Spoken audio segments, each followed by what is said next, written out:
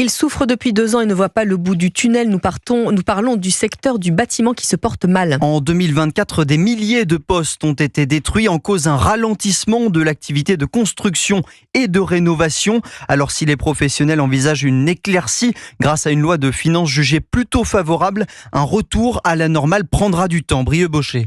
Chute de l'activité de 3% sur un an, mise en chantier anormalement basse ou encore doublement des défaillances des entreprises de plus de 50 salariés. Le secteur du bâtiment continue de toucher le fond et cela a des répercussions sur les emplois, déplore Olivier Saleron, président de la Fédération française du bâtiment. 30 000 salariés de moins en 2024, malheureusement peut-être un peu plus cette année en 2025. Les mesures inappropriées qui ont été proposées et votées depuis 2 ans ont entraîné le bâtiment vers la récession. 50 000 emplois devraient donc être supprimés cette année. Pourtant, le secteur mise sur la nouvelle loi de finances votée il y a quelques semaines pour retrouver un second souffle. Celle-ci devrait permettre de limiter la chute de l'activité. Une éclaircie, ça ne veut pas dire que ça va bien aller en 2025, malheureusement. L'éclaircie que l'on voit, c'est par les mesures sur la loi de finances 2025 qui vient d'être votée il y a quelques semaines, c'est-à-dire qui étaient quand même bénéfiques pour le bâtiment, pour le logement, mais aussi pour la rénovation énergétique. Mais les mesures vont mettre du temps à faire leur effet, comme l'élargissement du prêt à taux zéro au logement neuf.